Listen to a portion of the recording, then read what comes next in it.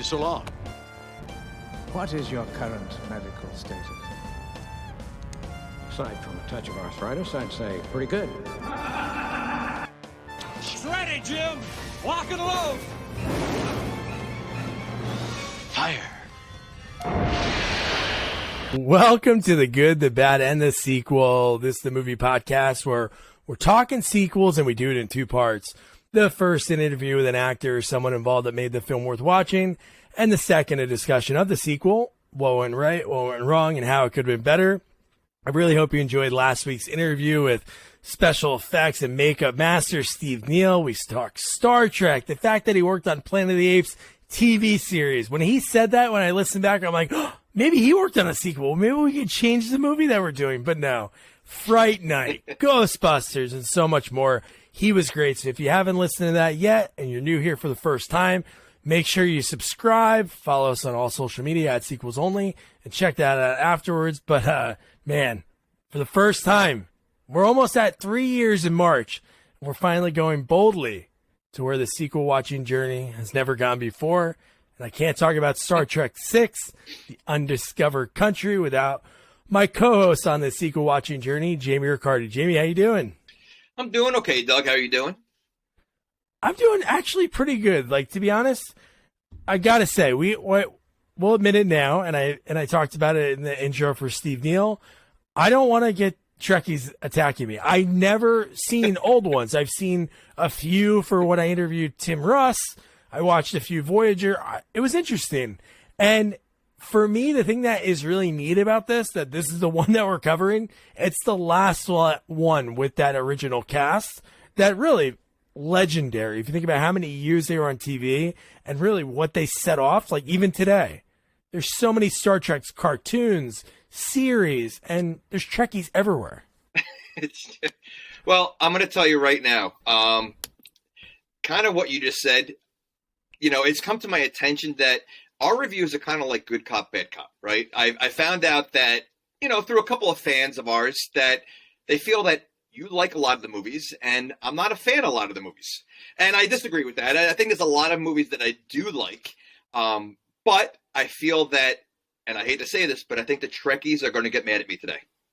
Oof. So, yeah, I mean, I got to, this, I've only seen the first two Star Treks, the original ones, a long time ago, and then I saw the two new ones. Outside of that, I've never seen an episode on TV. I've never seen any other movie, and I'm extremely disappointed after watching this. So we have a lot to talk. And I'll tell you right now, we've had a discussion about geeks and nerds, right? And we're trying to see, which is higher on the rank and which is which. And I think I came to the conclusion that Star Wars fans are geeks and Star Trek fans are nerds. Wow. And I break it up like this. I would say Star Trek fans are nerds because they'll tell you the whole lineage of Spock and, different languages of every single species out there. They know so much detail of every planet, and they're it's like a science. Where Star Wars, they just dress like the characters, and they pretend they're having sword fights and lightsaber fights, and I think that's where the geek and nerd come in. I don't know if you see it like that. No, I totally agree. And the one thing I do like about Star Trek, I think it's really cool when you look at not just this movie, the other movies. I'm sure there's big actors that maybe played Klingons or I don't know any of the other species. So I'm not even going to pretend. But Christopher Plummer, which we'll talk about a lot. But if you look at the series, you got my personal friend Larry Henkin. He's in it 2 times. You have so many actresses and actors that early in their career or after their career blossomed, they were on that. Lisa Wilcox, she had a role in that show. Christian Slater was in this movie. Oh, I mean, dude. So, okay, here's one of my biggest issues. So Star Trek is obviously huge. There's so many movies and TV shows and everything else. Why does the budget look like crap? The special effects. Okay, so the special effects look like crap. The movie looked like it was an episode of the TV show. from the 60s, or that's that's part of what I hated about it. Like, I'm thinking like, all right, this is big movie, it's Star Trek, I mean, coming from Star Wars fan base, from Star Wars to Empire Strikes Back, which was made years before this movie, it blows it away special effects wise. I'm not even talking about the movie itself. Like, this movie looks like Galaxy Quest. You know what? Honestly, I agree. And there's like this weird, I probably can't find the fact of it, but the thing that's crazy, I think the budget was $30 million. And just to go to your point, Return of the Jedi was what? 83 or 84, I think. Yep. So this is 8 years later. 8 years later, okay. Yeah. But if you think about it, here's what's crazy. So in order to like save money on the movie, they used a lot, like the ship that you saw. It was like things from the first movie, the second movie, the third movie, and they just like made it look better. But in that sense, it made it look, I'm saying not made it look better as a movie. I mean, like they refurbished stuff, and they still had a budget of $30 million, which to me is absolutely mind-blowing. Well, it's mind-blowing, but then don't forget, they had all the original actors from their show, so I'm sure they demanded some extra money. So if you take that $30 million and you split it among the main actors and everything else, you probably have a $10 million budget. That's true. That's true. So it just, to me, again, for such a huge franchise that's done, I'm sure made tons of money, they couldn't put more money into it. Like, I just felt like it was so cheesy that I think part of it is why I couldn't get into it. It would just look bad, and this is the 60s. You know what I think? Oh, I know. You know what I thought too? Is just think about 91. It was that weird realm, and I'm not like saying that you shouldn't have realm as in like Star Trek. Is that like realm? Is that something that they use? No, I mean in the sense of like you're in that in between of doing practical and CGI. It's like that weird. Because you had to think what the effects were in this movie. A few years later, Jurassic Park, Terminator 2, like I was going to say, when did Terminator amazing. 2 come out? Right.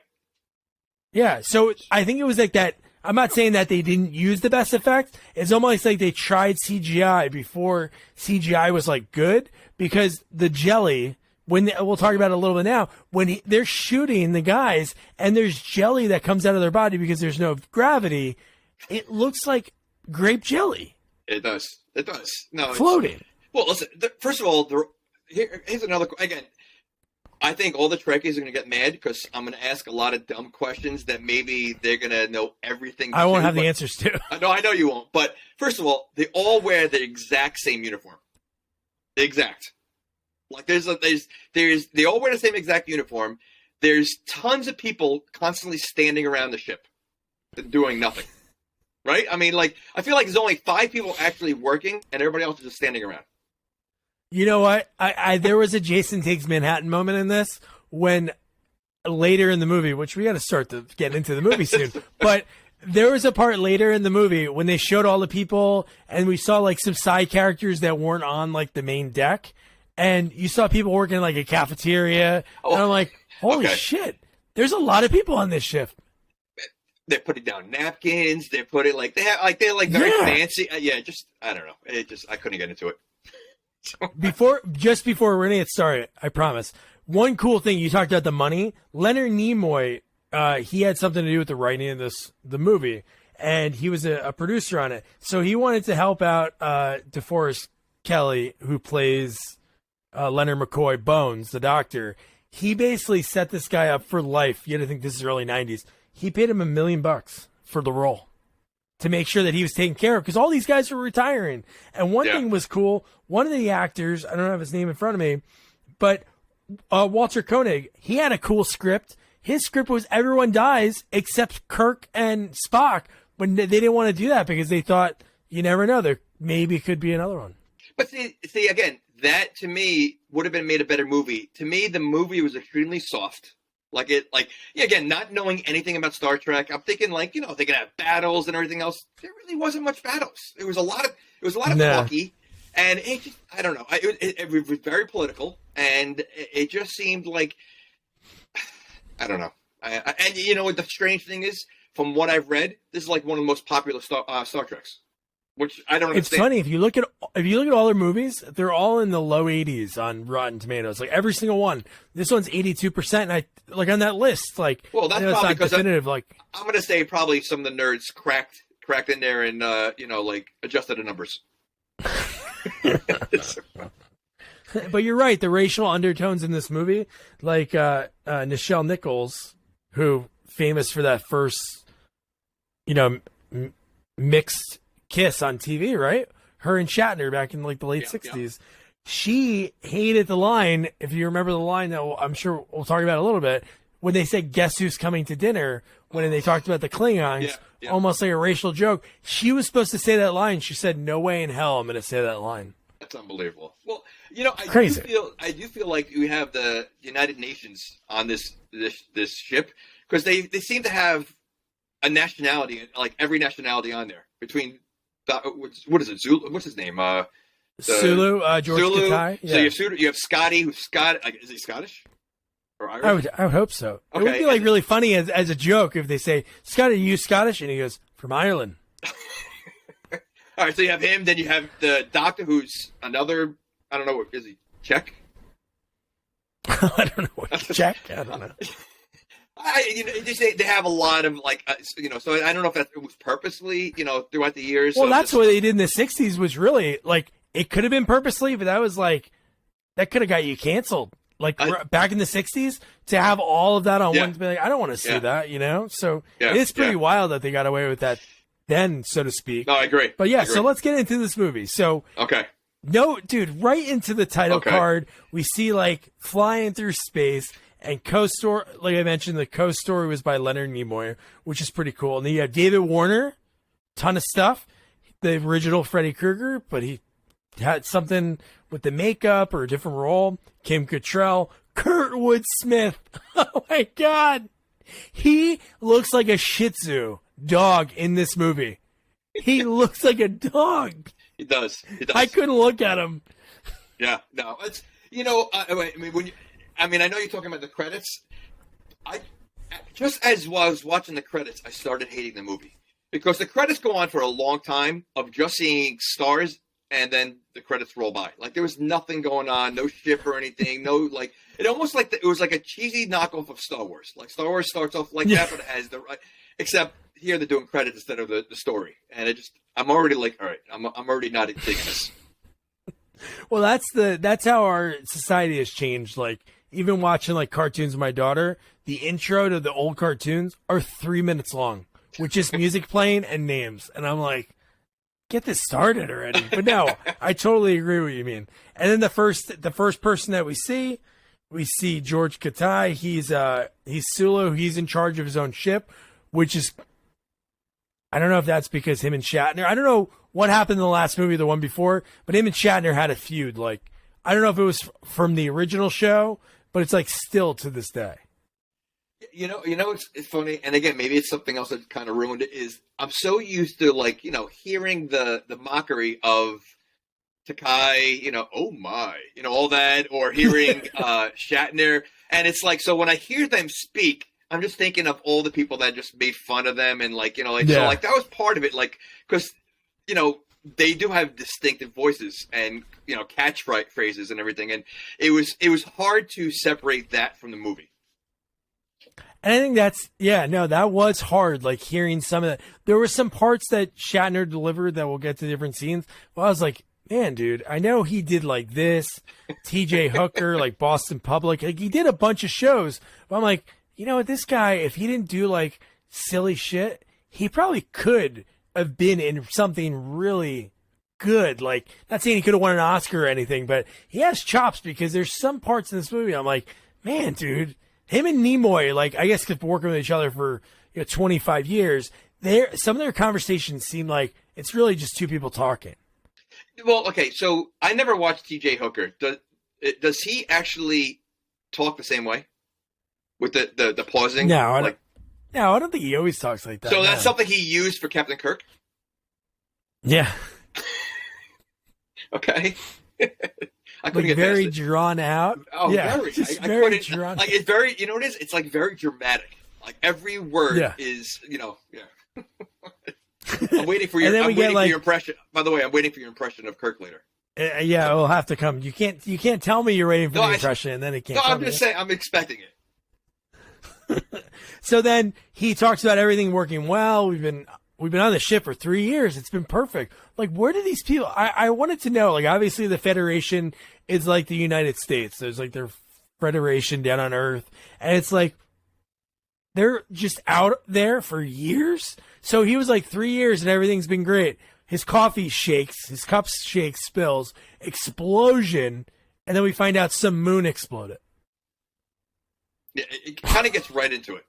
That's not, Yeah. But though, I wonder is this like, are these movies like a continuation of each other? Like how, like, say, Star Wars is? Like if, like, does anything happen in here that's happening like number 5? Like, I don't know if it's like a continuation or is it new stories every time or. Yeah, I would say this one, it seems like it's more, the only thing that carries over is like Kirk's son, which I think you said you saw that one, right? The second one, is his son really dies in that or no? I don't know. I saw it years ago. I don't remember a thing. Yeah. I just remember Ricardo Montalban. But that was like the only callback that I've noticed in it. There's probably other lines they talked about like throughout, but that was like the only callback to a previous movie, like Correct. Talking about his son, hope for peace with the Klingons, and then he got killed. So that's like the underlying theme of this whole movie. Like Kirk is sort of like, he even said it, like he didn't like the racial undertones because he was basically racist in this movie against Klingons. Well, he keeps talking about their son, but what about his wife? Does he have a wife? Did he have a wife? I don't know. Oh, I guess he must have, right? And like, he seems to like hook up a lot. I'm assuming he hooks up like in every movie. Like, so was the mother like an alien or like a human? Or maybe he seemed like in like a tube or something. Could be, because he does seem like he definitely is a ladies' man. Like he's like, I just feel like he has no qualms of like hooking up with any kind of species.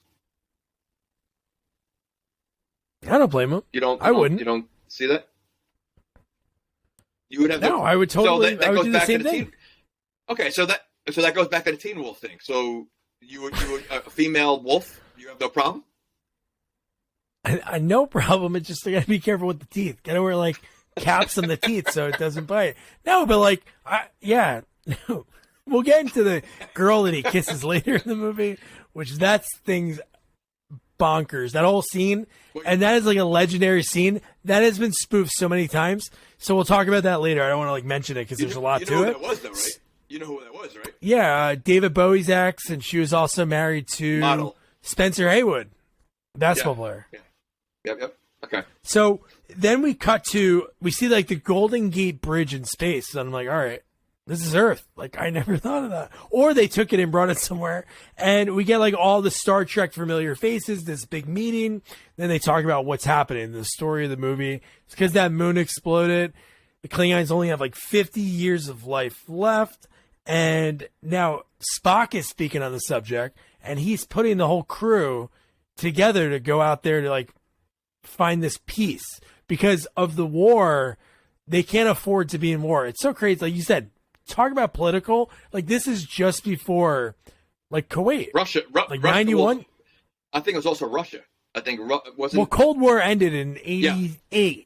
So it's like that just before, but that's what they talked about. It was like the money that the Klingons can't afford to keep us out, so to speak, or like to match our military. Yep. It's well, let me ask you this. How far in the future is this movie take place? You have any idea? So I feel like it's in like 2200, year 2200. The reason I know this because in a script that me and my buddy wrote, I chose this random town in Iowa. I don't know how I picked it. I just went into maps, zoomed in. I was like, I want to set this movie in Iowa, Riverside, Iowa. Boom. Randomly, it's the future birthplace of Captain James T. Kirk. They have signs everywhere. And so I think it's 2200 or something like that. So it's not that far in the future. And I guess that could happen, right? I guess. I mean, so you're saying that there's going to be all different kind of species of monsters that grow gray hair? Well, we won't be around to see them, but I hope so. No, but so monsters also grow the gray hair like and bald because all the Klingons are bald. Yes, and they're all bald, and they have hair on the sides. Like they have the horseshoe.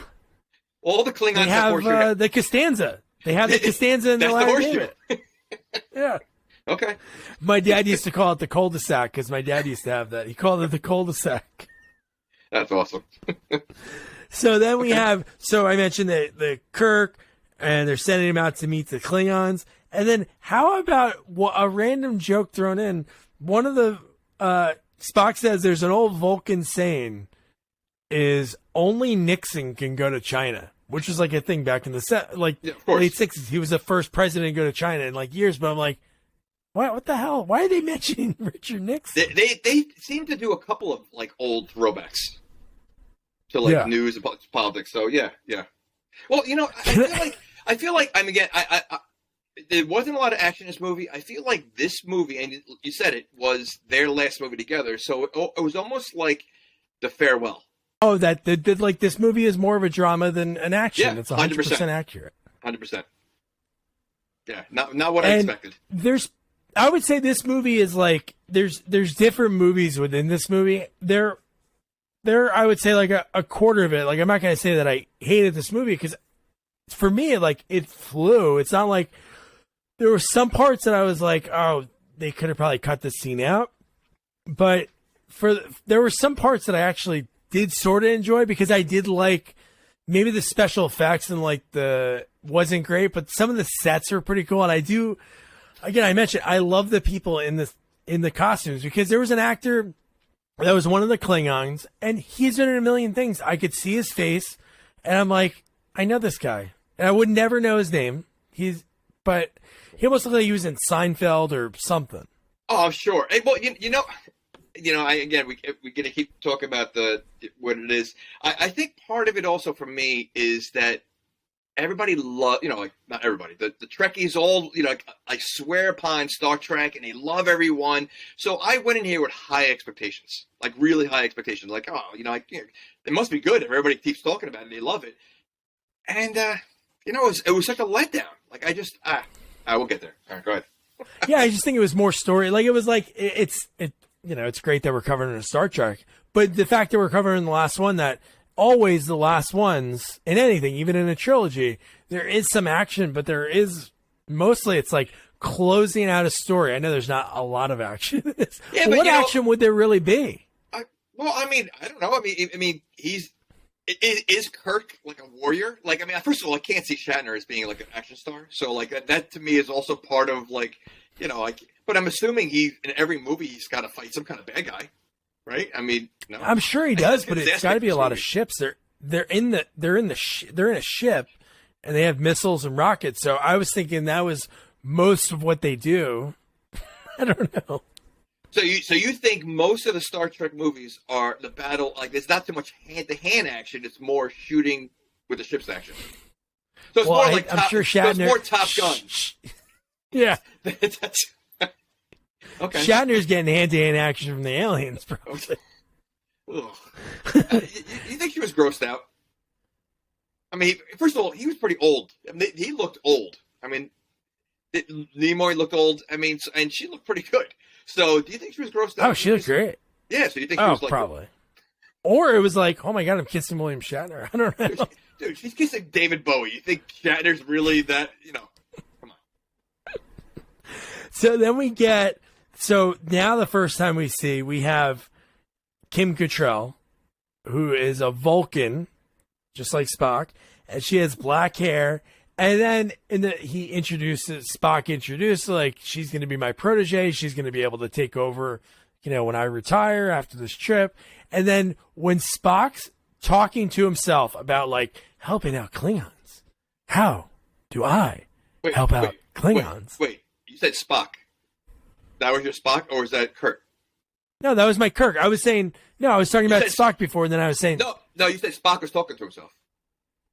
Oh, Kirk was talking to himself. You're really upsetting the Trekkies by doing that. So, but they know by the flawless impression. They actually thought Shatner was a guest, but he's not.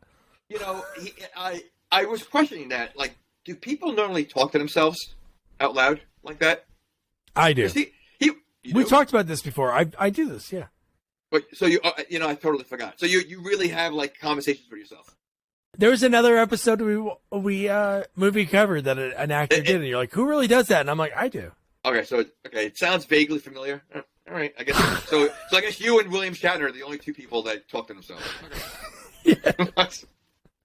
But the first thing I thought of, because his history that we just mentioned, I'm like, this son of a bitch is gonna hook up with Kim Cattrall. That's gonna happen in this movie. I'm like, and at first I thought it was gonna happen right there because she got really close. He was hitting on her right off the bat. On her right off the bat. So yes. But okay, so Kim Cattrall's character, I have to be honest. What her path in the movie, I had to figure it out almost immediately. Like, she did not fit into this role. Just based on, once you find out there's a mystery going on, I'm like, it's so obvious just because she didn't fit. I feel like her character did not fit with the rest of the characters. I don't know if you saw that. Yeah, it's not even that she didn't fit. You just think it's Kim Cattrall. She's already a star at this point. She was already in a bunch before that. You're like, she's got to be a main thing. She's not going to be a standby character. You know it's not going to be one of the older people that have been around forever. I really thought that. I was like, holy shit. See, after I read that the one guy's script was basically killing everyone, I'm like, dude, they're going to kill themselves off. Walter Koenig, he's going to kill himself in a ship. Wouldn't he make himself be a bad guy too or something? Yeah, but you know what, though? After watching this, I just feel like Star Trek is very soft. You know, like, I feel like... my God. Somebody just pulled over... Somebody just pulled over their car. They're loading a gun or something. Okay. Or maybe they're using a phaser. The Star Trek fans are probably sitting home playing video games right now. So, we can say whatever we want right now because every Trekkie just turned us off. They're probably like loading their photon guns and getting ready to, you know. You ever see that? Did you ever see that Saturday Night Live with John Lovitz? Oh yeah, he crushed. Oh my goodness! And when you see him like with his ears flopping, it's Shatner's like, "Get a life, people." Yeah, hilarious. So, all right, so now I lost my train of thought. So then we talked about Kim Cattrall and how Spock. Oh my God, they're gonna hate me. Kirk is flirting with Valeris right away. And then how about when he's lighting all those weird candles and then he drinks out of the weirdest cup, the squiggly. So yeah, I mean, like Spock is into like candles, wine, like, I mean, like, it just didn't fit. It seemed weird. Like, it just seemed like, I don't know. Isn't Spock an alien? Like, he's not human, right? Because he said something later on that if I was human, I would have done this, or I would have felt this way. So I have that line written down, yeah. Okay. No, so he's not human. No, he's like yeah, that is weird. Oh, no, well, that's why he says the line. He says, if I were human. He's not. Yeah, he's an alien. So he's Vulcan, right? Vulcan? Is that what it is? Yep, you got that right. Okay, I can't believe you're in some cred back. Well, no, but that was what I was mentioning. No, it was Spock lighting all those candles, yeah. No, it was, but I show you how little I know about Star Trek. When they were talking about Klingons the whole movie, I thought that was Spock's people. And that's why he wanted to help them. Because I forgot he was Vulcan. Now they turned it off. I almost throughout the whole movie, I'm thinking like, all right, this is why he wants... Then I'm like, why does he look so different? Yeah. Compared to them. So. You know, and like bit, I'm sure it was in all the other movies and the shows. How about every time Kirk, I think this is his last trip ever, the captain gets on the bridge. What is everybody just like? It's like working in an office. Like, oh shit, the boss is coming. Everybody pretend to work because that's what everybody did. They all jumped up. They're like, Captain on the bridge. Well, again, like I said before, and most of the people don't do anything. They're constantly standing around. You know, they have a couple of people on the computers, and that's it. And there's no seatbelts at all. Like no, they all fly around. They go flying around. So, like, you know, this is in the future. They don't believe in safety. Like, they're literally not one person strapped in case there's someone shooting at them. That is really like, that's such a flaw. Like, why wouldn't they think It really of that? is. They're like Because the smartest. They're in the future. They had cars before. There's probably a museum with cars. I'm assuming the lasers are so powerful, which we noticed, that they really like can take a whole ship down. And there's one guy that goes flying across the screen when he gets hit. So and that can't be the first time that's happened. Like, you would think after it happens once, they're like, all right, guys, you know what? We're clearly not safe. We got to figure out a way to strap ourselves in. No. So then Kirk, because they're going to escort the Klingon, the Chancellor and his people to like the peace meeting. So Kirk invites them on board for a dinner. They're like, we should invite him on board for a dinner. And dude, David Warner, mentioned before, he's in a ton of stuff. And him as the Klingon Chancellor, and dude, say what you want about this movie, Christopher Plummer is phenomenal in anything he does. Oh, he's amazing. Like, he really is. He gets into the character so much. I do have an issue with his character, though, because he has that Asian mustache, and his name is Chang. I know that is something. So I mean, you know, like they had like, so he's an Asian alien, and it's Christopher Plummer. Like, you know, like, so I mean, I had a little issue with that, but he crushes it. I mean, he's such a good, like, he can do any role, really. Yeah.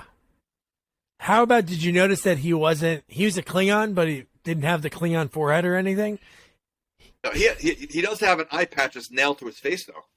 I love that. That was cool. That was pretty badass. I would just like to know why. But what I was going to say is Plummer said, I'll do the role, but I don't want to have the Klingon makeup. So he's pretty much just So he's like just spray tanned with that eye patch and then like that Fu Manchu, like that Asian Fu Manchu. So why didn't they do that for everybody and save money in the budget there, and they could have used it somewhere else? Because his costume did look pretty good, though.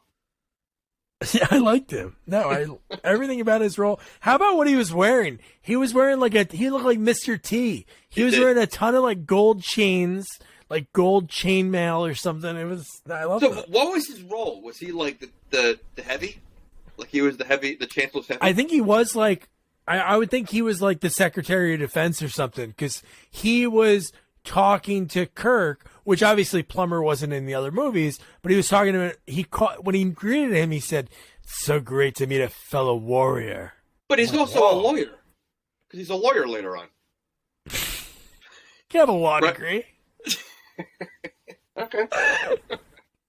Jack Ryan's an accountant, and then he turns into this international spy murderer guy. But yeah, he is the lawyer. That scene.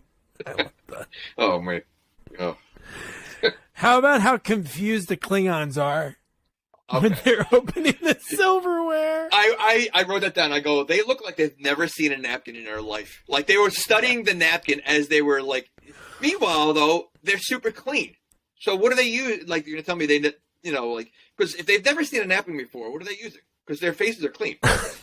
I know, but how about the fact that they didn't know what a napkin was, but they were like shocked when they opened up the setup of the napkin and the silverware was falling on them or just falling on the table. I thought that was just so funny. There was a lot of humor. There was like humor and drama, very little action, but some of the humor I really did laugh. Well, you know what? I think the movie would be better if that was like the direction they're going in, and I knew that going into the movie. You know, like because again, it is campy. The movie it's very similar to the TV show. I guess look wise. So if I knew it was like, hey, you know, they're gonna throw a lot of zingers out there, and it's like it is a cheesy, you know, kind of movie, I think I would have liked it more. But because my expectations were a little higher, I think that's what it was. Because they were funny, but it was cheesy funny. Like it was like silly stuff throughout the whole movie. Well, right after this, how about when the Klingons are... Wait. Here's the thing that is really confusing, right? Obviously, they know English. Like, they know English because they turn on a dime. How about when they're telling jokes to each other in Klingon? They're like, clack, clack, click, clack, clack, clack, clack, and they're like, ha, ha, ha, ha, ha. And then they're laughing, too, as if they understand. Yeah, and they're making faces and eye rolling, like all of them. Uhura was doing it the worst. She was like, "What are these guys?" It was funny, like seeing that they had no clue what was going on. No clue at all. At all. How about the conversation? How about they're all talking about? I forgot what they were talking about. Oh, they were talking about like parts of history, and then Kirk just comes in, and the conversation's like over, and he goes, "Earth, Hitler, 1938." Another throwback. Like, yeah, I know. Yeah. And then it was over. The scene was like over right there because he recognizes how rude he was, like how everybody was being rude towards them, and then he just blames it on the Romulan ale, which is illegal. It is, but what was his excuse why he had it? He said, but when you're at it, like when you're in space, or if you're like, what did he say? He said something why he. I think it was like the distance from like the home planet or something like that. Yeah, and it looked like hypnotic. It was like a weird bluish color. It was. And, you know, I thought they were going to do an aliens thing because someone says in space, nobody, like they started that line and then I forgot what he said. He didn't say hear you scream. He said something else, but I thought they were going to go like aliens because they seem like they do a lot of throwbacks, and I thought they were going to do that. Yeah, that was probably just a bit that they added in there. But then from there, it's over. It got really awkward. Kirk apologized because too much Romulan ale. Okay, Kirk, is he normally douchey? Like, he seemed like douchey this movie. And, like, is he like that? Well, he is towards them. Yeah, he's very, like, bigot. But it wasn't just towards him. He was towards Spock. He was douchey. He was douchey with everybody. Like, you know, so I wonder, like, there's definitely animosity between him and Spock.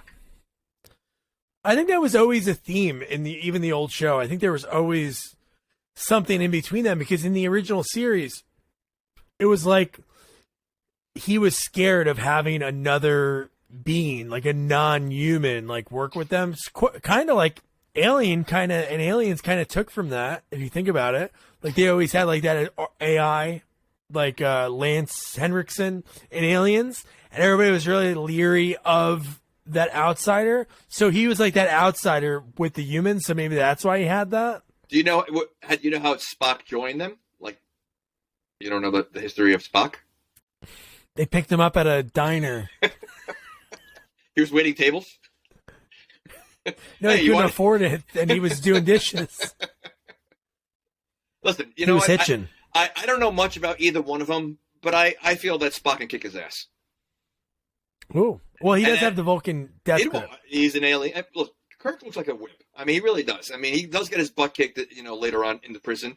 But I just feel like Spock, he's definitely the cooler character. And I don't know if Trekkies out there will be mad at that, but I think Spock can kick his ass. I think that's probably like a Team Edward, Team... What's the other guy's name in Twilight? I wouldn't... I don't know, Jacob. I'm sure there's a 50-50 split when it comes to Kirk and Spock. I could see that because each of them has their qualities. Like, Spock's like the intelligent one, right? Intelligent, really thinks about what he's doing. But he also seems like a dick. Like Spock seems like he has an attitude also. Like, he seems like he's smarter than everybody, and he knows it, so he can't be bothered with, like, these peon humans. Yeah, he's like the guy that drives a Prius and goes to Whole Foods. He has his nose in the air all the time. Listen, he has lit candles and wine, so, I'm not surprised. I don't know if he's a player. He should be getting some too. I don't think I don't think any girls can go near him. I think he's just too weird. He's weird. And he also looked like he's 80 years old in this movie. Oh yeah, he's pretty old. He looked old in the movie. So then the next scene from there, Kirk is laying down in bed and Spock wants to talk to him. He like calls him, they're talking. And then at that very same time, there's like an explosion and torpedoes hit the Klingon ship. And then, I don't know if it's right away, do we see that? Yeah. And then we see the two astronauts in like astronaut suits. Yeah. So I was wondering, is that normal? Like, should we have known that's from their ship? You know, like because no, we shouldn't have known that. No. Okay, because later on, there's a couple people wearing the astronaut suits on the ship. Really? I thought there was a scene later on. Yes. No, I don't think so because when they find them, they're like hidden. They found them in like a crawl space. Because they're the ones that have the. Where are they going to get it from? They're in. I mean, they said how long were they in space? Well, no, they were just in space. No, that was Sulu that was in for 3 years. No, they just left from that opening scene. So they went to a thrift store. They went to a thrift store, picked up an astronaut suit. Okay, all right. Snuck in their luggage. But so then that's the scene when they're going with the phasers. You see like the grape jelly come out of the bodies. People are getting shot up. The Chancellor, David Warner, gets shot. He's like bleeding on the ground. But that's what was pretty cool. Like cool, but like the mystery of it. I know we talked about it. Like we kind of guessed like who was involved and everything. But it was really interesting when they said, "Oh, but the torpedoes came from our ship." Yes, I mean that was cool. I mean, but back in the scene when they're shooting everybody, so there's only 2 astronauts and all these aliens, or what are they called? Wait, what are they called again? The Klingons. Klingon. You're gonna tell me not one Klingon had a gun handy to shoot them? Not one. They weren't ready. It seemed like it happened pretty quick. They should have somebody should be protecting the. Oh, I know, but they should have like the Secret Service for him. I guess that's Chang, which kind of makes sense. Maybe that's why he wasn't ready. Yeah, but still, you're going to tell me, like, listen, you're in space. You know that there's creatures everywhere. There's people all over the place. You can tell me you're never, like, you think Kirk walks around with no gun? He seems like a guy that has a gun with him all the time. I find it hard to believe that these 2 astronauts are able to kill all those Klingons, shoot one guy's arm off. And yeah, why? So it shoots people and they don't, like, explode, but somehow it shoots this guy's arm off. How does that happen? I don't know, but the scene before they got on the ship, how about when they're like, "Oh no, we have no gravity." The gravity got knocked out when they got hit by the missiles, and then they're like floating, and then that's when the astronauts walk in, they shoot both of them. But it kind of makes sense. We can talk about it now, but it seems maybe like Chang, who's a bad guy, he's in on it, and maybe he like put the right people in the positions that didn't have guns. Maybe because there was like 5 guys that survived that, and they were all with them. Like we saw them in the end scene in the movie. So maybe he did that. I don't know. All right, it makes a little bit more sense. All right. It does. Yeah. And then Kirk and Bones, which his name's Dr. McCoy, but I love the nickname Bones. They only say it like once in this movie, but I think it's pretty funny. And he's pretty funny he has some great lines like coming up. But they go onto the ship and they're like, "Hey, we're going to go to help out," And talk about the balls on him. Well, it wasn't so much. I mean, part of it was to help out, but also part of it was to say, "Hey, it wasn't us," because, like you said, it showed that the torpedoes came from their ship, so they wanted to kind of make peace. So, but it was a combination of both. So the doctor went over there to help out. Kirk was going there to kind of, fix the situation. Yeah, you're right. No, that's true. So then when they go over there, they see the Chancellor like bleeding, and the fact that this guy's a doctor of humans and he had the balls to like attempt to save this guy's life. That was pretty much with CPR and mouth to mouth. Oh my God! So he was slamming his chest so hard. Well, he was like bang, bang, and they were worried. Like they didn't want him to touch him in the first place. And then, because they were like they thought they were the ones that caused this whole situation, to begin with. And then he starts punching the Chancellor in the chest. So they had to be even more like, what is this guy doing? But would that be like would that be like a veterinarian, working on a human? Yeah, it would be. Right? I mean, it's these aliens. Like, what does he know? Like about because obviously, I mean, you find out later on, their testicles are not in the same spot and everything else. Like, so, like, oh my God. So, I mean, what makes him think that he can do this? I mean, first of all, clearly he's not good at the job because he doesn't really do anything. He makes him alive for like 10 seconds. Yeah, well, long enough for him to say, "Don't let it end this way, Captain." That's like his last lines that he does. Okay, so everybody in the room heard that. So clearly, the chancellor wasn't mad at them, right? Yeah, clearly, you're right. So, so right away they should have they still accuse Kirk and the Doctor of sabotage and everything, but they heard the chancellor say, don't let it end like this. So that should have been enough to say, all right, these guys are innocent. That's true. No, they should have really thought about it. But now, right away, they're under arrest. Spock is in charge of the ship now, and then they're trying to figure out like what happened. What went wrong. Which I thought that was pretty cool because they're like, we didn't fire missiles, and there's none. I checked the inventory, but it's like our ship says that it fired 2 missiles, which is like. All right, I have to be honest. Yeah. Maybe I was looking down or wasn't paying attention to this part, but did we ever find out how it showed that the 2 missiles went without having the 2 missiles go? Oh, how it went? Well, Scotty says that I guess there's some log, but what happened was I think whoever did it, which we find out later in the movie, like the 2 peons that did it, they somehow were able to like erase the records because it wasn't on there. Like Scotty went in there, he checked the inventory, so they probably were able to replace the torpedoes and the missiles right away, and then also like clear the log so it wasn't there. Makes sense, right? It seems very detailed. Produce them like that, it seems very detailed, and no one figured it out. That's...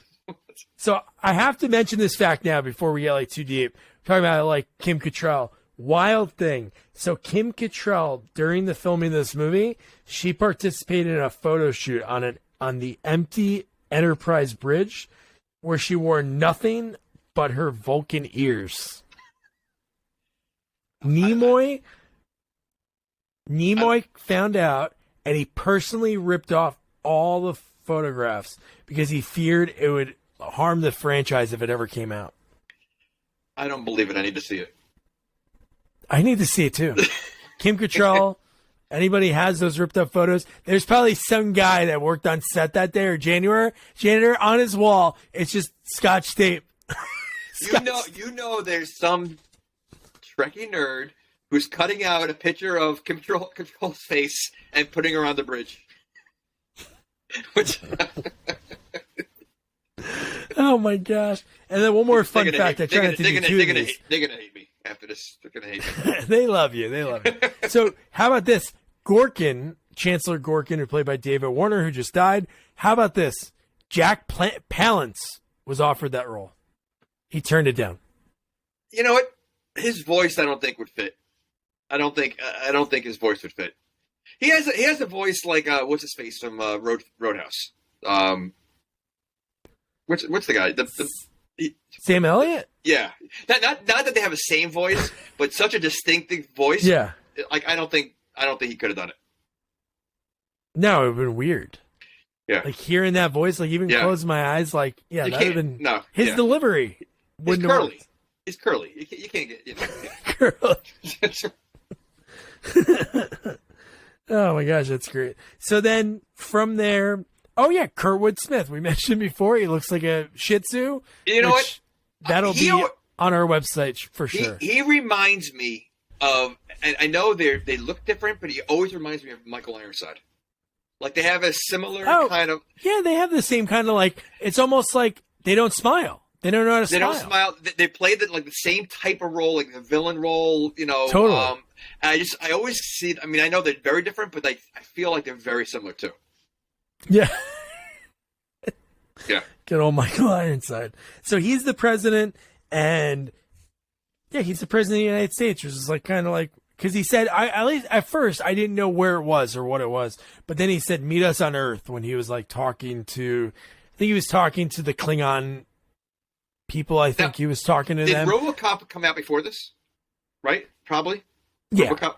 Okay. Yeah, RoboCop was out in 87, 88. So it shows you like casting. Like, what made them think that, you know what, Michael Ironside, who plays an awesome bad guy, let's make him like the president and look like a Shih Tzu. Like, well, it's Kurtwood Smith. Now you just offended all of the Michael Ironside fans. No, Or they Kurtwood offended. Smith, however you look at it. I don't know. I think they're very similar. But like, what makes them think that he would be like perfect? I mean, he did the role well, but like, if you told me he's going to play that role, I'm like, I don't see it. Can I tell you something? So the casting director, when they were looking for people, they weren't looking for people just because they would be a perfect fit.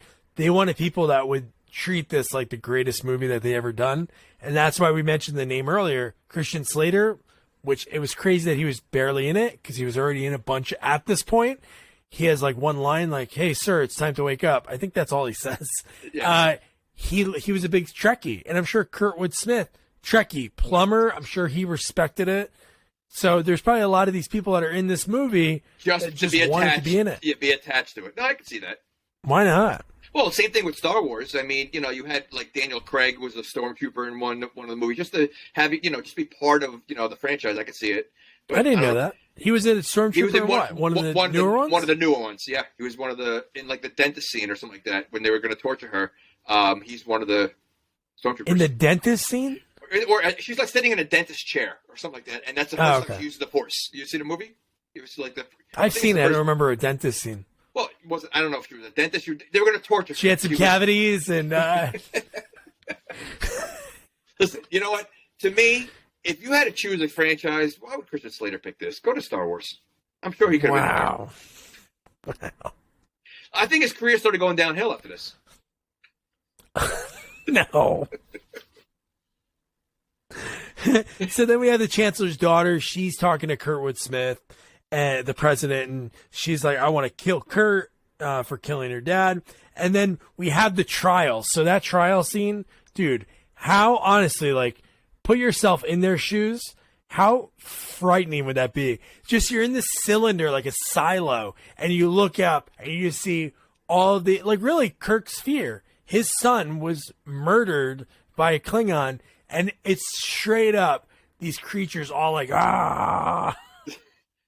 Yeah, but okay, but they have a defense attorney who's a Klingon. Like, they're monsters. Like, I don't think they really care about a fair court system. To have a defensive attorney who he actually was making valid points. I liked him, yeah. No, and he was getting angry with the judge. No, he was. So, but you're talking about an alien race of monsters. I don't think they really care. Yeah. That's the judge. That's what he looked like. Yeah. He looked like an old wizard, like Merlin. It looked like a Harry Potter. Oh my gosh.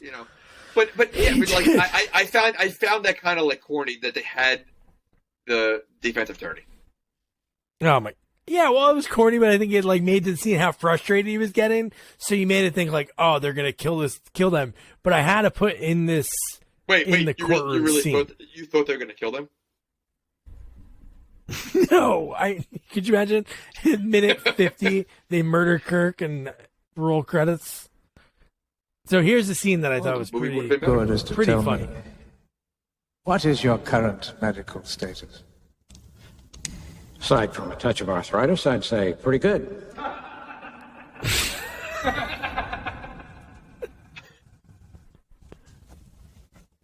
You have a singular. I love gift, everything Doctor. about just looking at 27 him. years I've been ship and surgeon aboard the USS everything Enterprise. about this scene is just 3 so months funny to I me. stand out. Just the way he talks, he looks so. I believe that you consumed rather a generous amount of Romulan ale in the officers' mess on the night in question. Am I right, Doctor? Objection!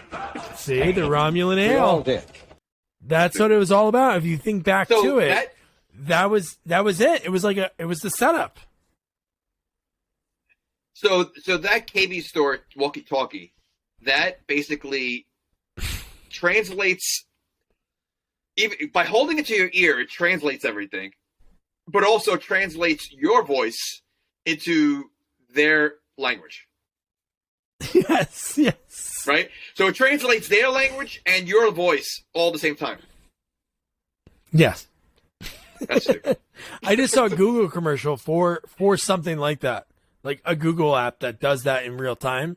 So one thing that when I was talking to Steve, because in order to come up with inventions and ideas, like somebody has to like put that out into the universe. So like just think that's 30 years ago, almost to, I think this movie came out December 5th, 91. So 30 years ago, this movie came out.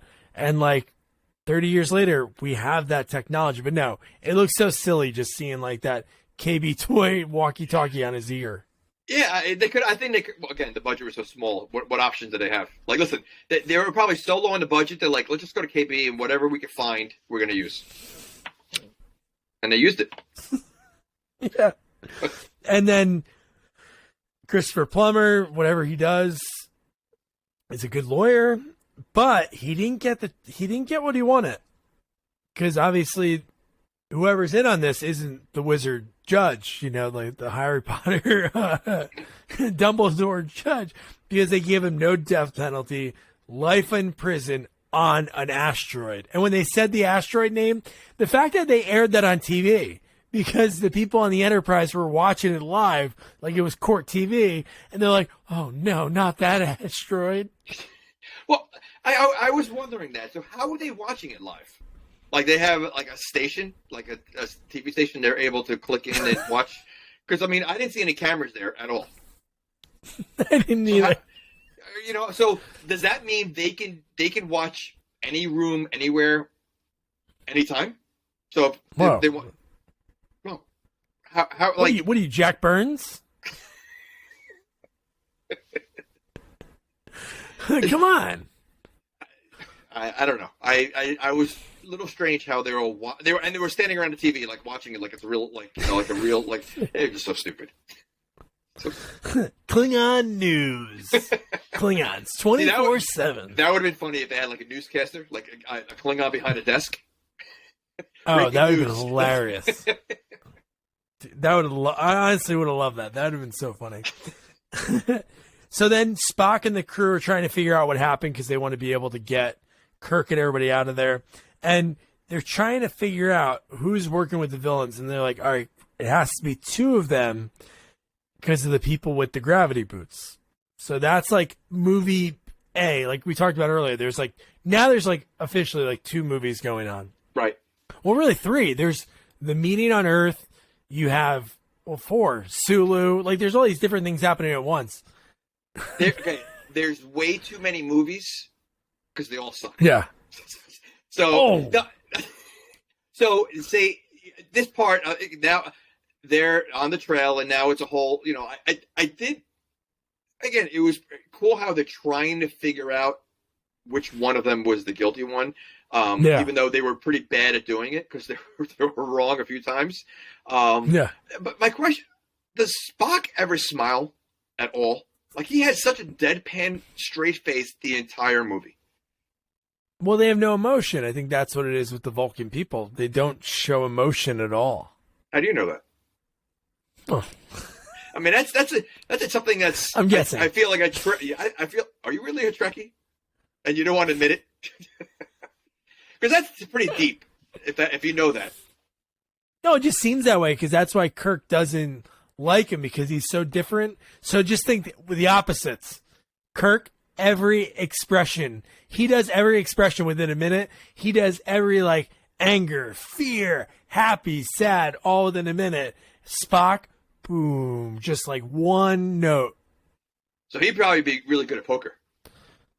He probably great at poker. He should do stand-up comedy. He could be like the Stephen Wright of the Vulcans. Can you imagine that? That'd be awesome. I spilled spot remover on my dog, and now he's gone. Classic. So then when they're on that snowy asteroid, which is crazy, I think they filmed that actually in like Iceland. But it was cool that they filmed that on location, because some of those, the really far shot later when they're escaping is pretty cool because you see where they're at. But you know what was really wild looking?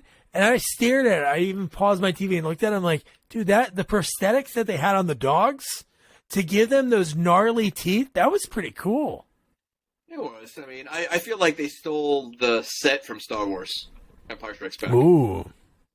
That looked like the same kind of setup. So, yeah, I wasn't impressed. Ooh. Well, if there was Tauntauns walking around, then maybe. Then it would have been... Again, listen, Star Wars did the same kind of set, and look how awesome that set looked. This Yeah. You know, I don't know. All right. But I did like, I always love, like, I'm telling you, I love the special effects when it comes to the sense of like the makeup effects. And I thought it was cool here because you had whoever was doing the makeup on this movie, when he walks into the prison, when he finally gets into it, when they like open the gate to go down the stairs to get in. And dude, you see like a green creature, you see like this blue one, and then you see that really tall monster one that's the one that Kirk starts fighting, right? That really tall guy. And you see all these cool different options. No. Okay, so I'm trying to think. It's either him or the one that was with, what's her name? Iman? The model? Yeah. So remember the big guy in the beginning there? So were they weren't the same person, right? Or were they? I don't know. I don't think so. Well, one of them, it was either him or the one that he fights was actually, his name is, he's known as the Brute. I don't remember his name, but I looked him up. He played a part of Michael Myers in Halloween 4. He was Leatherface in one of the movies, like one of the Leatherfaces, and he played Jason on Friday the 13th New Beginning in one of the parts. What? So you look him up on IMDb. He was in, and he does stunts like in other movies, but he's like, I think like Michael Myers when he was, I don't know, maybe falling down. Like he wasn't like the main Michael Myers or main Jason, but he was one of all three of them. And you look up his IMDb. Oh my God, he might have been the guy in part 4 that got fired. There was a guy in part 4 when we covered that. He was in like 4 scenes in the movie, and he got fired because of one of like something. But no, that's crazy. It could have been. We got to get him on here. And look how big he is. Like right, like I mean, so like, it would fit. That was So it was one. I don't know. It was known as the Brute. So whatever, it could be the guy who was. Whoa. He was pretty big. Yeah. All right, I got to look that up. That's cool. Yeah, look it up. So then we talked about Iman or Iman. Iman or Mama. Yeah. I don't know. She was married, like you talked about, David Bowie's ex. And then the one thing I remember her from, even though she was in a bunch of movies at this time, she was in the Michael Jackson's Remember the Time video. She was the queen. Yeah. And everybody was in that video. Oh, everybody. Eddie Murphy. I mean, yeah. I mean, you know, it's funny though. Like, you know, she's not an actress, yet she had a bigger part than Christian Slater. Like, yeah. Right? I mean, like, Christian Slater literally, like you said, had like 2 lines. Here, she was in like a good half of the movie. Yeah, no, she really. I don't know about a half. She was in this scene. She was in this set, and she was in a scene later on. What are you talking about? I know, but it wasn't like a lot of the movie. It was definitely a lot more than Christian Slater, but yeah, whatever. It was enough. But was it really her? That is true. We gotta talk about that. It was a little weird. I mean, I'll be honest. Like, I was not expecting that. It was a little weird. The one. Was you like that? No, well, I didn't say I liked it. I just said it's a little weird. So when I'm saying it's weird, it means I like it. Yeah, I don't know. You get a little smirk. You know, a little smirk there. One of them was very weird. Oh, dude, I got that clip, so don't worry about that. So, all right. No, so then we have like the prison fight club. It's Kirk versus like this. It was a different monster, the one that he fights, because it had like horns, and then he's kicking the crap out of him. And I love that Bones is like, oh, looks like you're making friends. Like, he's like watching his buddy almost pretty good. They're in like the worst prison in the world. It's like Guantanamo Bay, but for like in space. And he's just like kind of like laughing. And then Kirk, like you said, he kicks him in the knees, and that just happens to be where his testicles are. These two are like a buddy cop movie. Like their scenes. Oh, yeah. Like it was like, you know, they were kind of ripping on each other, and like I just feel like, you know, like, yeah, I mean, that was funny that he did kick him in the knees, and what she says, like, not everybody has their testicles in the same spot or something like that. What did she say? I thought that was so funny the way she said it too. Yeah. Not all people are like humans. Not all creatures like humans. Yeah. That was funny, but again, this is Captain Kirk. Like Kirk, he's known throughout the, you know, the galaxy or whatever, the universe, and he got his ass kicked. Like, does he fight? Like, is he like known to be a fighter, or like, I mean, I've seen clips of old Star Trek, and I know he's fought other aliens, but he's kind of lame. No, I know. It was almost like reminding me of like not comparing the movies, but like Jack Burton, how he always gets his ass kicked in Big Trouble in Little China. So that is true. Because in this, yeah, like he had no shot. Luckily, the creature's balls were in his knees. He was okay, so why was his pants ripped open where his balls were? Because you saw like, and first of all, they didn't look like that's balls. Gross. That was gross. So why was he fighting like that? I mean, if he knew he was going to get in a fight, wouldn't he cover that up? I would think he would wear knee pads. Could you imagine how many times a day I bump my knee? Of course. Getting up, coffee table. Dude, if my nuts were there, I couldn't procreate. So a knee pad would be like a jockstrap for him. Yeah. He puts underwear. Where's his ass? Is his ass on the other side of the kneecap? That would be weird. So how would he go to the bathroom? He can't sit down. Like, it would be weird. Oh, wait, where's his penis? Is the penis right near the testicles? It has to be, right? There was nothing there. It looked like the inside of like a heart.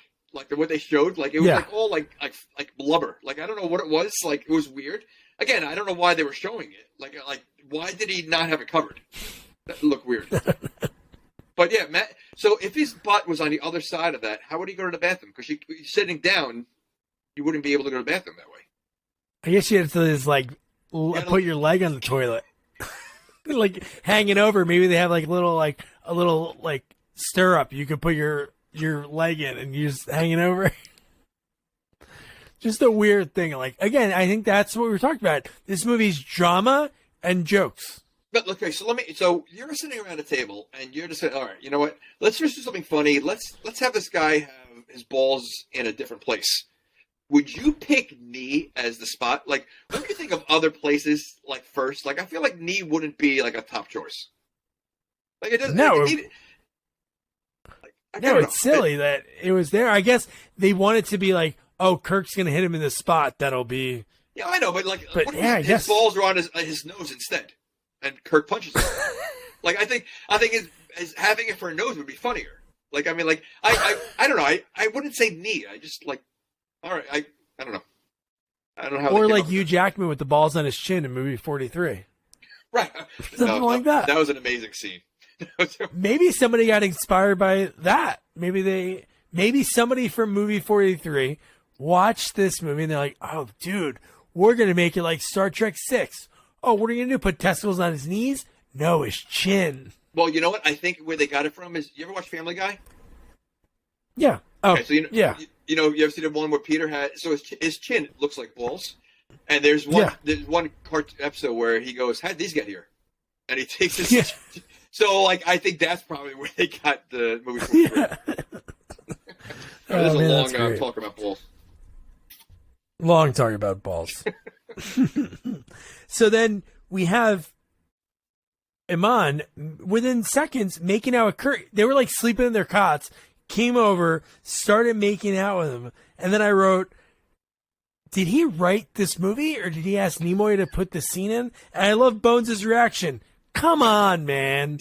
Which was probably funny because I don't know how much action Bones, Dr. McCoy got in any of these movies, but that was probably put in there like, all right, we've done X amount of episodes, 6 movies, and you're always kissing chicks. And I never am. That made me think that there's been other movies where Bones might have had a shot, but Kirk, took the girl instead.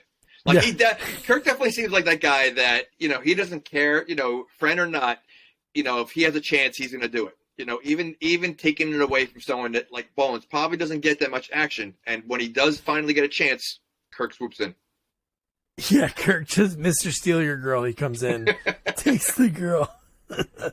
Oh my gosh. So then they're doing, now we cut back to like the Spock and the crew, like trying to solve like the mystery. They find Klingon blood, so they know it has to be somebody on the ship. And then how about when they're looking around and they find because they find the gravity boot, and in the locker it's labeled Dax. How fun! This another funny. It's kind of funny. It's just so stupid. Like, I mean, like, No, it is. That's what I mean. They're silly jokes. Yeah, silly, very silly. How about the fact that they look at their uniforms, and again, every uniform in the closet and in the drawers all look exactly the same. Yeah. Like, so how do they do laundry and knowing they're getting their right clothes back? I would hope they have labels or initials. You know how long that would take? Oh, that would suck. I would hate that. So, I mean, don't you think, like, you would think, like, all right, you know, people on level 3, you know, they get the gray suits, and the one, you know, down below, at least, like, separated by colors. And I don't know. Yeah. But that guy, Walter Koenig, man, I don't have all the names of all the people. I should. Oh, he's Chekhov. That's his character. And he was like, remember the Russian tale, Cinderella? If the shoe fits. And then when the guy walked in, he looks at his feet, and they're just like, I don't even know what. Okay. It almost looks like a foot got shot with a shotgun and healed. It looked like I'm gonna get you, sucker. Like, remember, I'm gonna get you, sucker. When his foot gets blown up. That's what it looked like. And yeah, you know what? That was the funniest part in the whole movie. Like, because Spock goes, look down, or something like that. Like, he pointed down. Like, what did he say? Did he say look down, or he like motioned? Yeah. Go look down. And you see his foot. That was pretty funny. That was so stupid. So that now Iman is a creature in the next scene. Iman, how do you say her name? Well, Iman doesn't sound very flattering for a woman. I would say Iman sounds her name's better. Her name's Marcia. We'll do that. Her name's Marcia. That's the name of the movie. Oh. No. Iman is her real name. Marcia is her character. Okay, we'll do that because I don't want to. No, I know, but I just Iman sounds just so unflattering for a woman. Iman. iPod? iPod. So then you have Marcia. She is Martian. That's pretty lazy. They just took the N off. So she is like Mystique. She is Mystique from X-Men.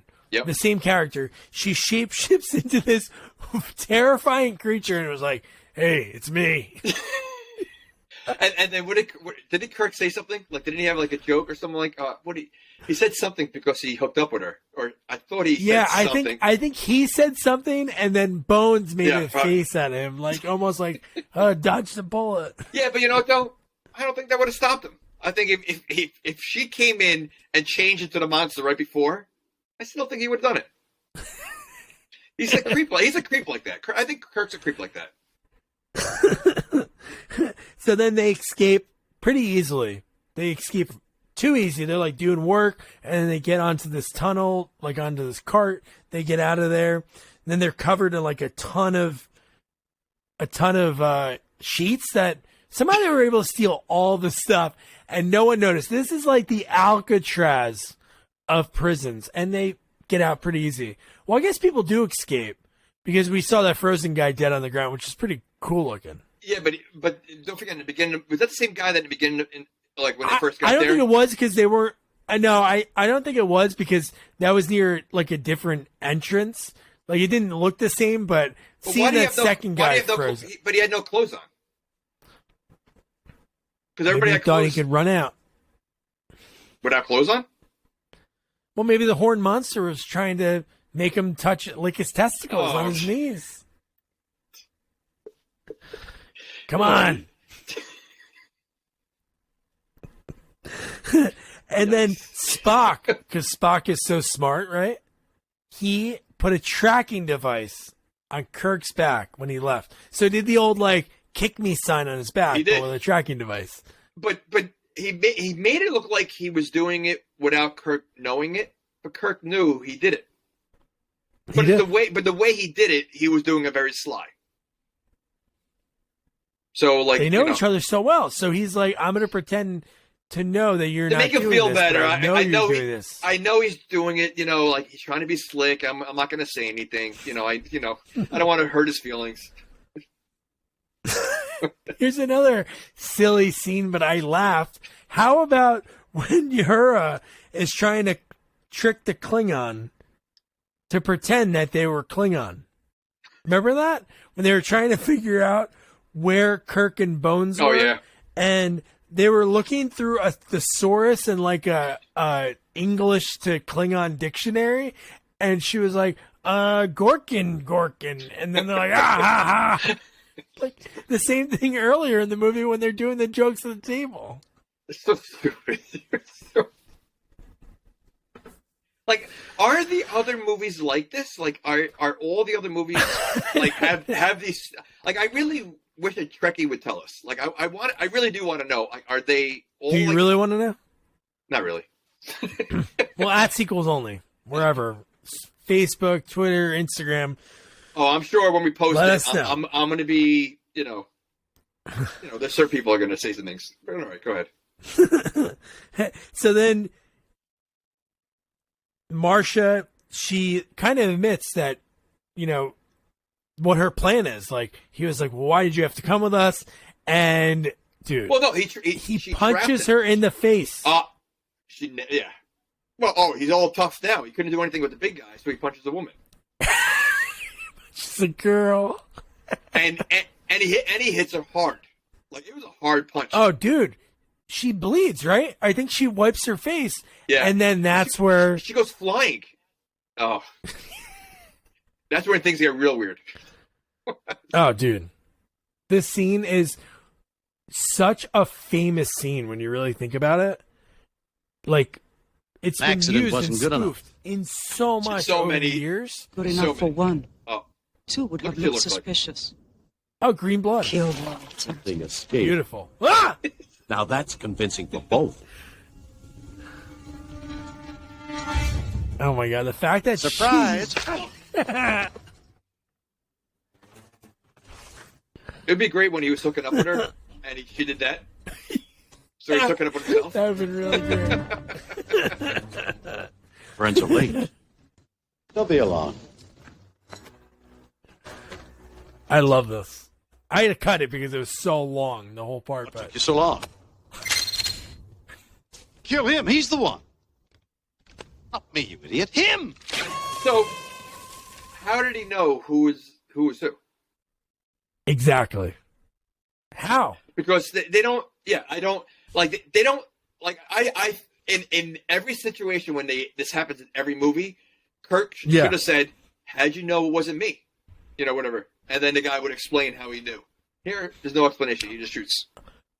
Yeah, there wasn't that explanation we were going to get from those creatures, but there was going to be something about who was behind all of it. The guy was about to reveal it. It was like the guy was going to reveal it and then kill them. So what would that really have done? Because Spock. We've discussed this in every movie. The bad guy always explains the plan before, True, yeah. before they're going to kill them. And we said if they stopped doing that, they'd be way more successful. Yeah. Because every movie, the villain explains the plan right before they think they're going to die. And then they walk away, leave the henchmen to kill them, and they always botch it. No, I know. But it was funny because they're about to tell him and they beam him up. Spock, how could you? We were gonna. He goes, you couldn't tell us. You couldn't wait 2 more minutes. Yeah. And then Chekhov's like, yeah. do you want to go back? No. The doctor says hell no or something like that. Like the doctor He says hell no, and then Yes. and then Spock, and then that's when Kirk is like, oh, it's cold as hell. And then now they found. So this is where I guess we figure out, because we've seen the ship. We know how big the ship is. But this is where we notice that they're, like, when you really think about it, because now they find the 2 guys dead. The 2 people that they know, it's them. They find them dead as soon as we open the door. No. Yeah, this is where, yeah. But before you get any detail, I forgot. I wrote down this line, so I thought it was pretty funny. When she turns into Kirk and they're facing each other, he said, "I can't believe I kissed you." She says, "It must have been a lifelong ambition." See, that's like kind of making fun of him. So that's 100%. That was a funny line. That's why I wrote it down. So yeah, so I thought it was because pretty he was funny. in love with himself. Just think Correct. about when he was singing Rocket Man, and he did like that really silly album and everything. Absolutely. But even I mean, Shatner was in love with himself, but so was Captain Kirk was in love with himself. So I thought that was very funny. So I thought that was a good scene. That's awesome. Yeah. And then this is what we're talking about, like that Jason Takes Manhattan-esque, like finding out that there's 1 million people on this ship. When they're talking over like the loudspeaker, I think it's Uhura, and you see all of these people. You see like a ton of people that are on the ship, and you're like, dude, what's happening? And I love that they reveal the plan. In order to catch, they go, we found the assassins. They're in the infirmary. They're still alive.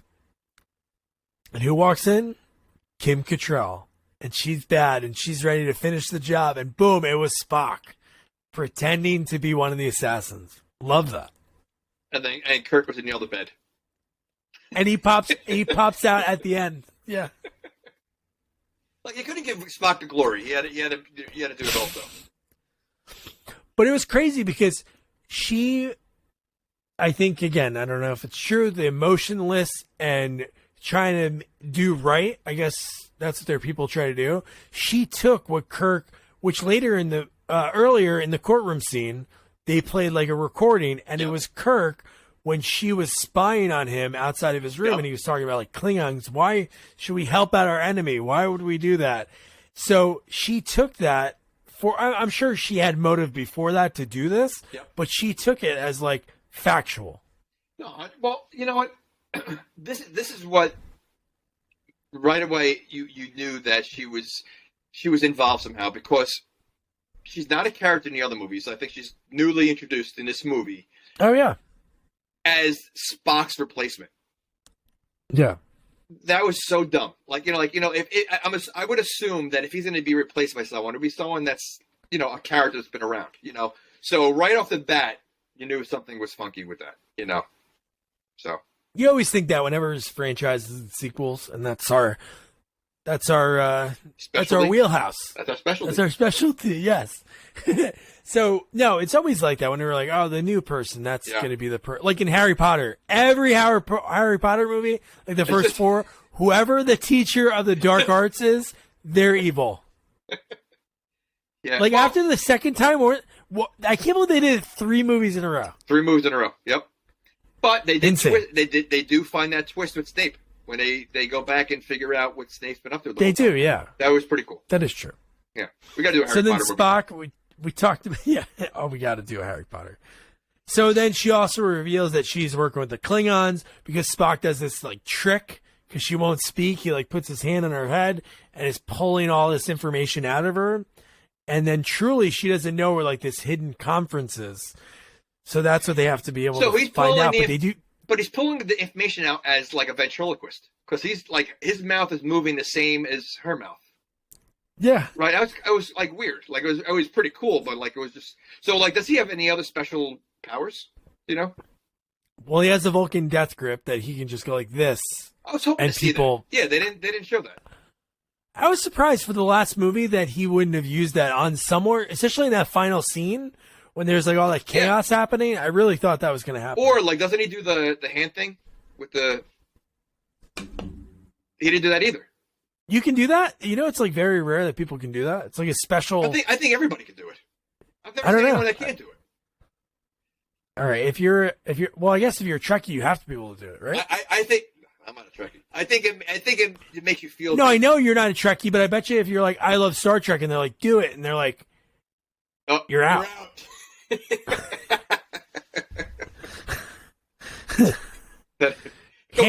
to the Star Trek team. lunchbox and get the hell out of here. Yeah, go to Star Wars. Yeah. So then we find out Admiral Cartwright, who I think was in a bunch of the movies in the show, and Chang is involved. I knew Chang was bad just by the nailed in eye patch to his face. Just the way he was like when he first meets Kirk, and just the way he looked. Of course, you knew he was bad. Like he just. Oh yeah. I'd be disappointed if he wasn't bad. Yeah. Oh, that would have been a good twist if he was somehow good, but no. Not at all. So then we get Sulu calls to help out the gang. So I got to tell you the story really quick. So I always look for clips for us to use, and so there's a clip of this scene. It's only 1:15 on YouTube, and it's Kirk talking to Sulu, and Sulu's calling him, say, we want to offer your help. We're very far away. We don't know if we're going to get there in time. The comment section on YouTube has really funny things. One of the comments was, man, the guy behind him is packing a serious laser. And I'm like, what? So you go through, I'm like watching it, and all these guys are just standing there doing nothing behind him. You don't even see their lower part of their bodies. Then the last shot before the scene's over, the guy standing next to him, he is hung like a mule. And because they wear tight clothes, it is so bad. I'm like, holy, how did no one notice this? And like, Hey, can we get another guy in here? It was John Holmes. John Holmes is like not really him, but Okay. it was a guy that it was See, only ridiculous. A Trekkie would notice that. Because there's no way I didn't notice it. You didn't notice it when you're watching it. So, like, you know, like, only these guys are probably watched the movie 1,000 times. They're probably zooming in on it, and, you know. Zooming in on every crotch shot in the movie. It's like, oh! I thought that was so ridiculous. But no, so he's like, oh, I'm going to help that, you know. And this is what I was talking about, like, earlier. When Kirk and Spock are having that conversation in the next scene, trying to figure out, like, you know, what are we going to do? How are we going to, like, you know, save the day? And then at this very same time, the peace meeting, they find out from Sulu that the peace meeting started. So it's already happening. And, you know, Kurtwood Smith again, Shih Tzu. This time he's wearing like these Coke bottle glasses too. It's just hilarious. And I love that everyone watching it on the ship is like sweating bullets because they know something is about to happen. It doesn't seem like this whole scene, again, you've seen in so many movies. I mean, The Naked Gun's done it. You know, like, I mean, like, it just, like, it doesn't seem like a Star Trek scene. It just seemed like again, it just, I feel like they just threw it in, like, each scene, like you said, 4 different movies, 5 different movies. And I feel like they just pieced it together and just gave it one, like, farewell. Because it just, to me, doesn't, I don't know, it seemed kind of silly, this whole scene.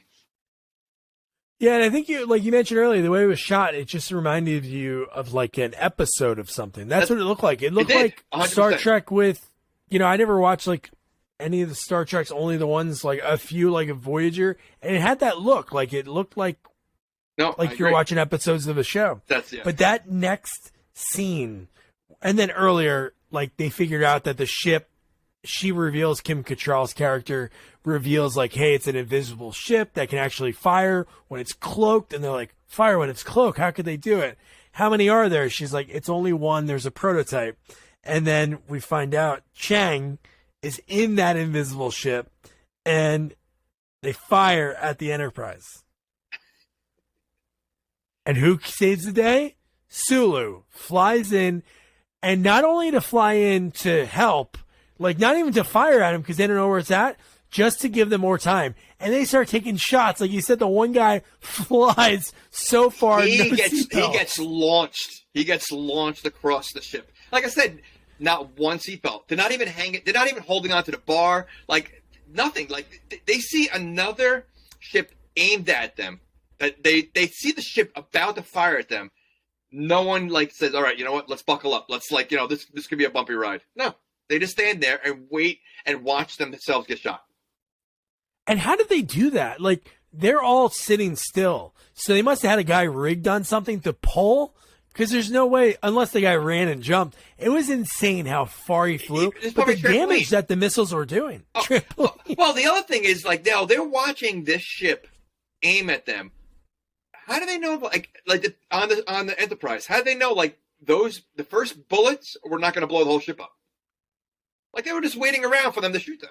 Like how do they know how much damage was going to happen? Like they took a huge gamble. Don't they have shields? No, they totally did. So somebody had to die. There was a hole that went through the ship. Like so on both ships, holes went through it. But don't these ships have shields or anything? They have shields, but I guess maybe this special missiles from this cloaking ship. I don't know. So dumb. So then, so I do love that. In order to, which they didn't really talk about this at all, but in order for the missile to actually hit the cloaked ship, Spock and the I love when Spock's like, "Are you ready to perform some surgery, Doctor?" My goodness. Yes. So they somehow go and just move around wires on this missile in order to get it to find. You ready to perform surgery? Yeah. As what you said. But the fact that they did that, and from that they were able to move the wires and then put it in position in time. But I do love that. I love the Kirk fire. But so they knew this was going to happen in the first. Like they knew this was eventually going to happen. Why were they not prepared? Like, don't you think they said, all right, you know what? Now that we figured everything out, we know what's going on, we got the invisible ship thing, why don't we go down there and do it before anything happens, so it's all set? Like, why they Well, I guess wait? they probably didn't expect that ship to come back, because what they wanted to do was just at the conference, that's where everything was at. So maybe they didn't expect somebody to be trying to get them before they got to the conference. I don't know. It seems like the bad guys are always one step ahead of them. Oh, that is true. And I love that. They are getting old. They are getting old. Chang'an is like kind of like shit talking before that, and then it all changes when you see that red dot go through the sky, and he goes, "To be or not to be," and the ship just, dude, it blows, and like that whole room explodes, and then so it was like fire, fire, all torpedoes, and then dude, they just incinerate the thing. Yeah, yeah.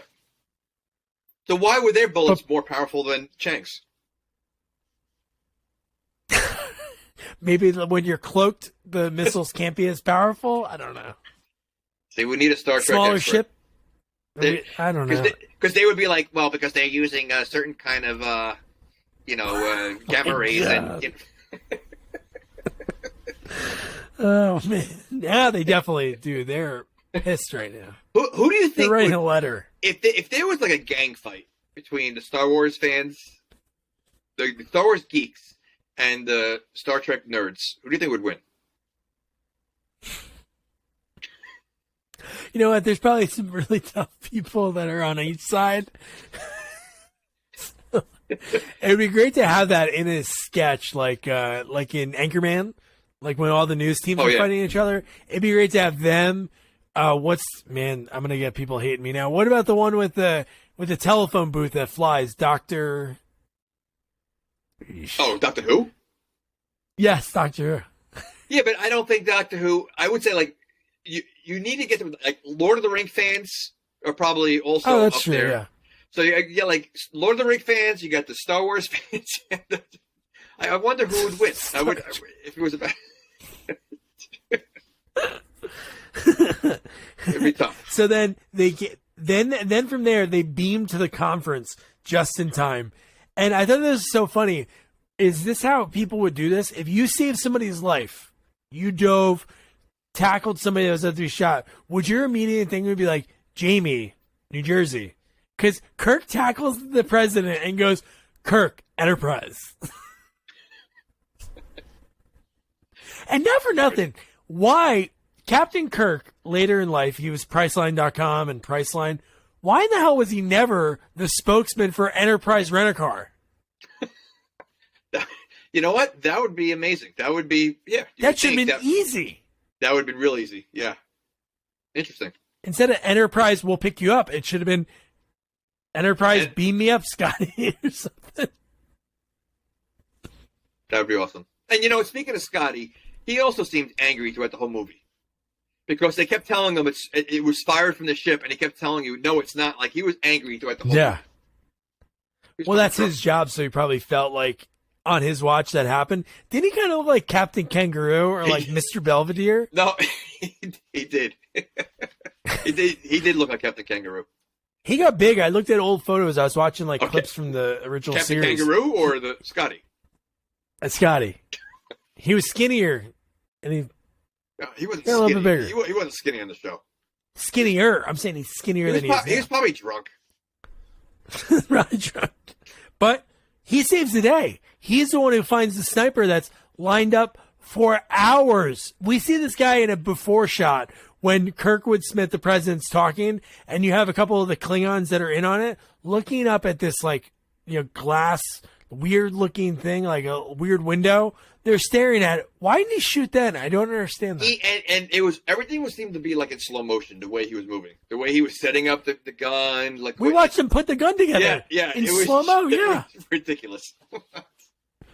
Jesus Christ! And then that's it. Scotty shoots him. So did he have a sniper rifle? It was a sniper rifle, right? The Klingon did, yeah. It was a regular sniper rifle? Like, wasn't that kind of weird that he had that gun? Maybe they were purposely doing that, so when they when they found the gun, they could be like, oh, it's got to be somebody from Earth that did this. When it wasn't a have Klingon done. I don't think there's ever been a real gun in any of these Star Treks. They all use photon lasers and all that kind of stuff. There's no way they have a real gun. And then Kirk at the end of the movie had like a Rocky IV-esque speech about bringing people together. You know, if people, you know, he didn't say bigot, but it was basically like, I thought a certain way and I shouldn't have, and we should be brought together. And then the Chancellor's daughter was like, you, Captain Kirk, have really, you know, kept my father's vision alive. And then I thought he was going to make out with her. I was going to say, the last scene should have been like they walk off together. Or something. You know, because you know that was happening. Oh, yeah, dude. And then I do love I really think fitting wise, and then the Admiral gets arrested. He's like, arrest those men. It's like, no, arrest yourself. Which I guess was kind of cool. But I think it was neat. I don't know how they set up the filming of it, but I really hope the last day on set ever was that final scene. So I thought it was cool. It was like, you heard it was like, they want us to dock the ship. They said we're decommissioning it. What, you think, you hope that the last scene was the final scene? On set? That they shot. Okay. Movies aren't shot in order. No, I know that, but I mean, a lot of times they are. And no, they're not. The first scene that was ever shot for Face Off was the final scene in the movie. Okay, that's one movie. I'm sure there's other movies. A ton of movies do that. Okay, and a ton of movies probably film it in order. Memento does it backwards. Nobody films it in order. How do you know? No. The chances of you having all those sets available that you're filming in perfect order, no. Do you think Memento, because it's showing backwards, if they film it forward, it's really backwards? Yeah.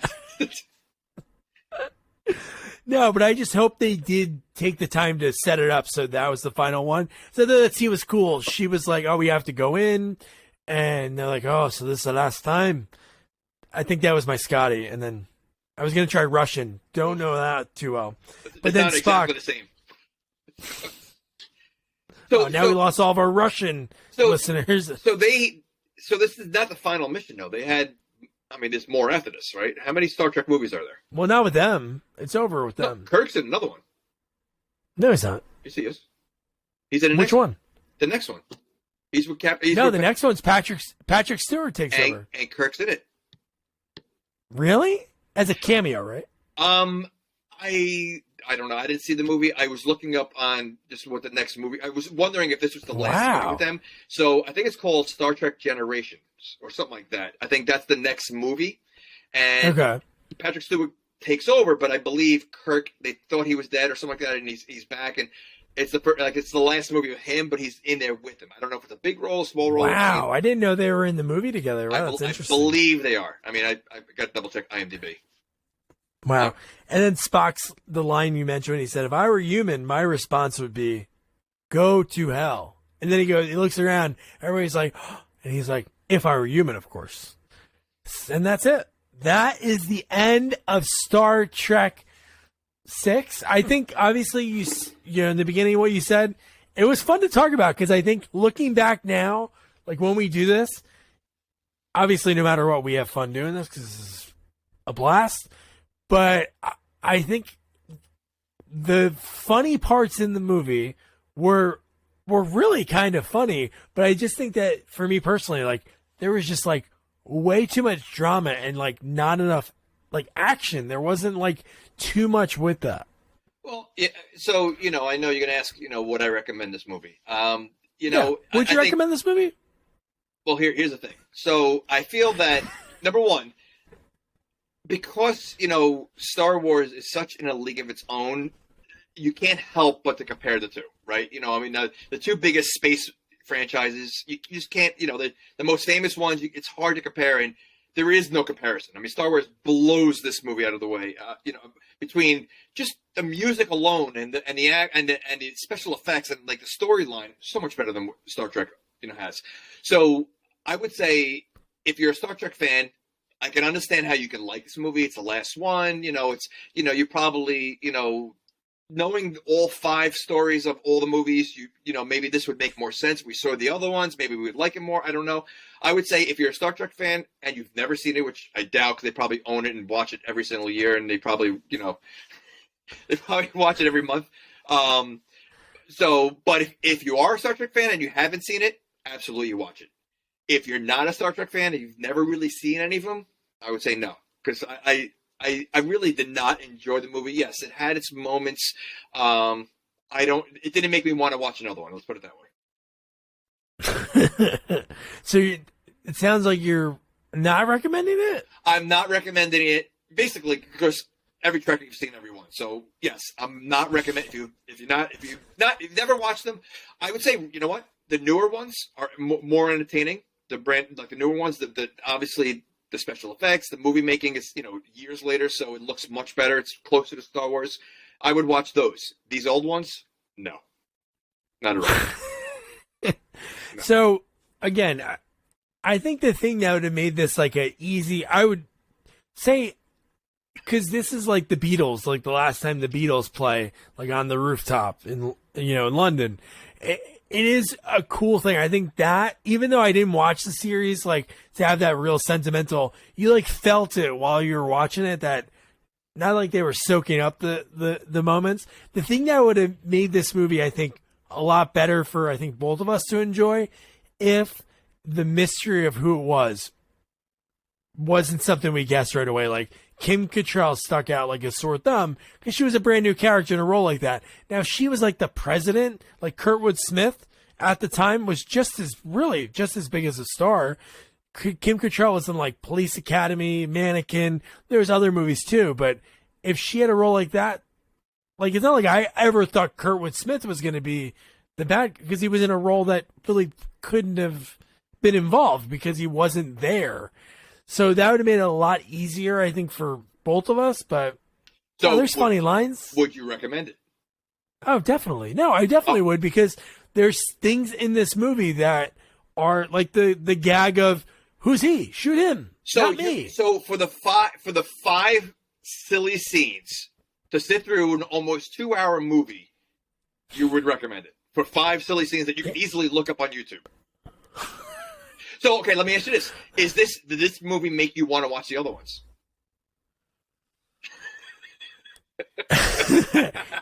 Okay. So not saying I wouldn't watch the other ones, but it's funny, like when I looked at that list and like the synopsis and Rotten Tomatoes, like it's funny, like the 4th one is kind of like Escape from Planet of the Apes. They're like in present day. Like, I swear, in a scene, they're in doctor scrubs in a photo. One of them has Abraham Lincoln in the movie. So that has to be, again, silly comedy kind of, you know what? I think another problem in this movie, and, again, there is a cheesy factor to Star Trek, but I think, like, you hear about all these characters and the franchise and everything else, and I feel like the characters really did nothing throughout the whole movie. Spock... Yeah. There's nothing about Spock. There's nothing. Kirk really didn't do anything. Like, I think maybe if you saw, like, maybe this. I mean, the Wrath of Khan is always known as like one of the best ones, and I don't remember it as much. But maybe they do more. To see more from Kirk. And like, I just feel like the characters really did nothing. Like, so like it was a very flat movie, and I feel like there wasn't much going on. So for someone that's not a Trekkie and never seen the other ones, it's like boring. It's like, they were like no likable characters. Like nothing really was going on except for a couple of silly scenes. Yeah, and it's probably because it's the last one. Everybody had like equal time, equal lines. Well, they're also old, so there was, so they couldn't do much. Oh man, I don't think they even had makeup. They looked the part. They didn't need makeup. Oh man, but we did it. We did our first Star Trek. So like you said, we had to do Harry Potter, The Lord of the Rings, Star Wars. That's 2022 is going to be huge for us. But the year's not over yet. And if you remember, the next sequel that we're going to be covering, we covered a boxing movie already. Unfortunately, it was Teen Wolf 2. Fun movie to talk about. Not the first boxing movie that we wanted to cover, sequel-wise. So we're going to try to right that wrong by diving into the Rocky franchise for the first time. Not 2, not 3, not 4, Rocky 5. The one where Rocky loses all his money because he had a crooked accountant, and his voice reverts back to Rocky 2. He turns back into Rocky 2. And a lot of people don't really consider this a Rocky. We'll talk about that. We will. But it's funny. Money equals better speech. That's really what this franchise really, it's so funny. And for this, I was lucky enough to interview cinematographer Steven Poster. Throughout his career, Steven worked in cinematography and camera operator, which had him work on everything. You look at his IMDb, he even worked on a Gallagher friggin' comedy special. Just his, I think his girlfriend at the time, or his wife at the time, was a production manager for it. So he was like, oh, I'll operate a camera for it. So he worked on that. Strange Brew, Blade Runner, Big Top Pee-wee, Rocky 5, Baseketball, Donnie Darko, and even Madonna's Like a Prayer music video. We could have done Big Top Pee-wee. Oof. Oh, man.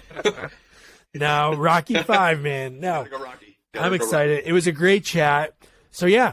So, don't forget to review, rate, share our podcast, and don't forget to follow us on all social media at Sequels Only. And don't forget to check out our website, sequelsonly.com. Good night. Good night.